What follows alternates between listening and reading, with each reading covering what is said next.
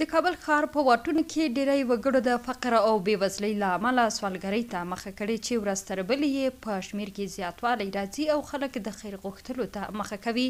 خو استاذه د اسلامي امارات امیر د رئیس الوزرا لومړي مرستیال او د کابینې د اقتصادي کمیسیون مشر ملا عبدالغني براده ته امر کړی دی چې دغه سوالګر باید نور ټول سړکونو او واټونو څخه راټول کړای سي. د کار او ټولنیزو چارو وزارت د کار مرستیال مولوي مخدوم عبدالسلام سعادت وایي چې دوی به لومړی دغه اشخاص او افراد بایومتریک کوي او وروسته به هغه کسانو ته چې د کار توان لري د حرفوي او فني زده کړو ترلاسه کولو وروسته د کار زمینه برابروي. هغه کسان چې د مسلک له مخې سوالګري کوي او یا یې هم موخه د امارات بدنامول او د امنیت خرابول وي باید عدلي او قضایي ارګانونو ته ور وپېژندل سي. خو هغه ډله وګړي چې واقعا مجبور دي او د کار توان نه لري هغوی ته د ژوند کولو ځای او همداراز د ژوند ټول امکانات برابروي. هغه سوالګر چې واقعا اړ دي او هغوی چې د کار توان لري د کار او ټولنیزو چارو وزارت فني او حرفوي زده کړو ریاست په همکارۍ هغوی ته تعلیم ورکوو او هغوی چې کار نشي کولی د افغانستان اسلامي امارات هغوی ته امن ځایونه ورکوي او نفقه یې هم برابروي. د سړکونو پر مخ سوالګر چې ډیره یې ښځې او ماشومان دي وایي چې دوی د امکاناتو د نه موجودیت له امله سوالګرۍ ته مخه کړې ده او له همدې لارې د خپل ژوند چارې سمبالوي. زهرا یوه له دې سوالګرو څخه ده. نوموړې وایي چې کونډه ده او د دریو یتیمو بچو مسؤلیت ورتر غاړې دی.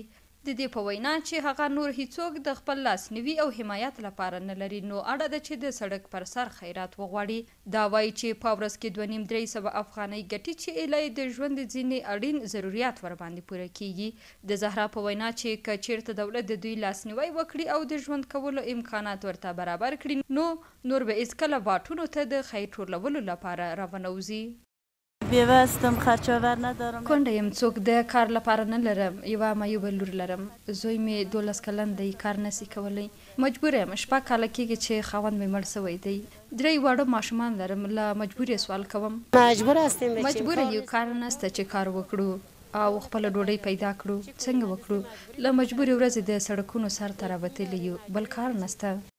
بلخوا د کار او ټولنیزو چارو وزارت وایي چې په تیر یوه کال کې یې 13,323 تنو داخلي سوداګرو ته او همداراز 1,290 تنو بهرنۍ وګړو ته د کار جوازونه ورکړي دي چې ډیر شمیر خلکو ته پکې د کار زمینه هم برابره سوې ده.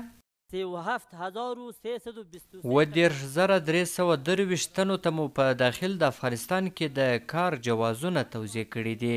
په ټوله کې مو 1,290 تنو بهرنیو وګړو ته د کار جوازونه ورکړي دي چې دا په یوه کال کې لویه لاسته راوړنه ده. خو دا چې د سرپرست حکومت د ژمنې پر اساس به په کابل ښار کې شته سوالګرو ته څومره د کار زمینه برابره سي او له کابل ښار به دغه کسان راټول سي وخت به ورته ځواب ووایي. مریم هوتک CMG کابل.